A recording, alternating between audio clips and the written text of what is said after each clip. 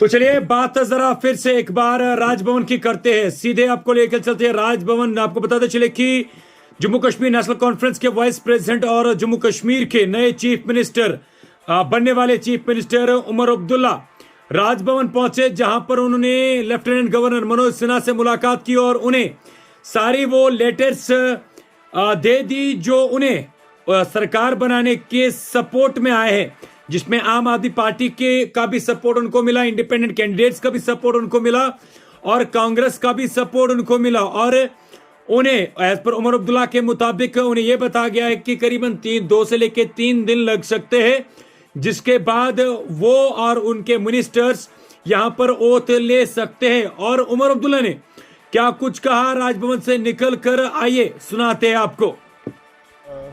मैं अभी राजभवन से वापस आया हूं। माननीय लेफ्टिनेंट गवर्नर साहब से मेरी मुलाकात हुई।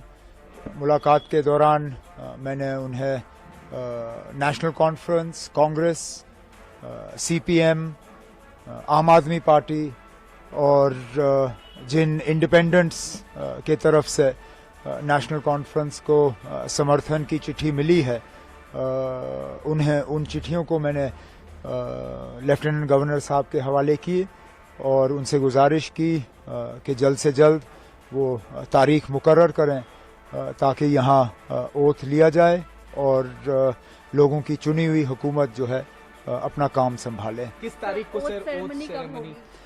अब ये लंबा सिलसिला रहेगा, क्योंकि ऐसा नहीं है कि एक इलेक्टेड गवर्नमेंट को दूसरे इलेक्टेड गवर्नमेंट का जो है में तब्दील होगा।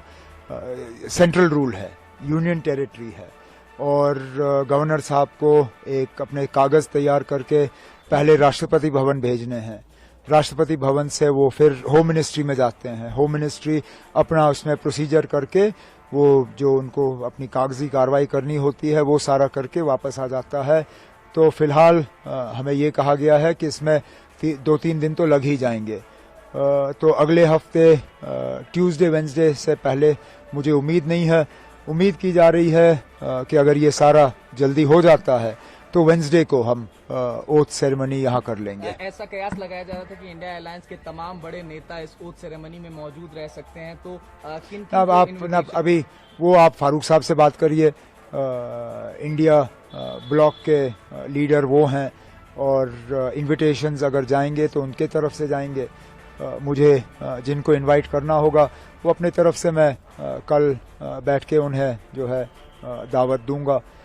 लेकिन फिलहाल तो अब ओथ की तैयारी हो रही है। सर, आज कांग्रेस लीडर्स भी मिलने आए थे, तो क्या कोई डिमांड्स या कुछ नहीं, उन्होंने अब डिस्कशंस तो हमारी रहती हैं, हम मिलके हुकूमत बना रहे हैं। उनका जो है लेटर ऑफ सपोर्ट हमें हासिल हुआ है और उन्होंने आज अपनी बैठक की।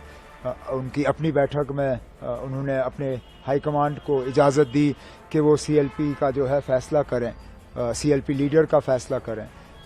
तो हमने जो अपनी अंदरूनी बातें करनी थी वो हमने की। सर, काफी इंडिपेंडेंट कैंडिडेट्स भी अब ज्वाइन कर रहे हैं। एमसीएम ने देखा पिछले कुछ दिनों में, तो क्या स्पेकुलेशन है कि और जो बाकी हैं वो भी ज्वाइन करेंगे, ऐसा कुछ? न, ऐसी बात नहीं है। ये आमतौर पे वही लोग हमारे साथ जुड़ रहे हैं जो पहले भी हमारे साथ जुड़े हुए थे। एक आध को छोड़ के ये सारे वही हैं जिनको शायद अलायंस की वजह से अपनी सीट नहीं मिल पाई और वो आज़ाद उम्मीदवार के तौर पे इलेक्शन लड़ के गए और जीत गए। अब वो अपने नेशनल कॉन्फ्रेंस के साथ में वापस आना चाहते हैं और एक आध ऐसा है जो नेशनल कॉन्फ्रेंस में रह के हमारे साथ एक नया रिश्ता कायम करना चाहता है, जिसकी हमने सराहना की, जिसको हमने वेलकम किया। और इन्हें लोगों के वोट हासिल हुए क्योंकि लोगों की उम्मीदें हैं कि उनके इलाकों में काम होंगे और मेरा फ़र्ज़ बनता है कि उनके मैं जो है हाथ पकड़ के उनके इलाकों में उनकी मदद करूं। सर, एक आखिरी सवाल। इल्तिजा मुफ्ती जी क्लेम कर रही हैं कि बिज बिहारा में एनसी के वर्कर्स जो है वैंडलिज्म कर रहे हैं, they are attacking their workers. How do you? मुझे कुछ नहीं कहना इसमें। ये अब अगर किसी तरह का सबूत है तो वो पेश करें।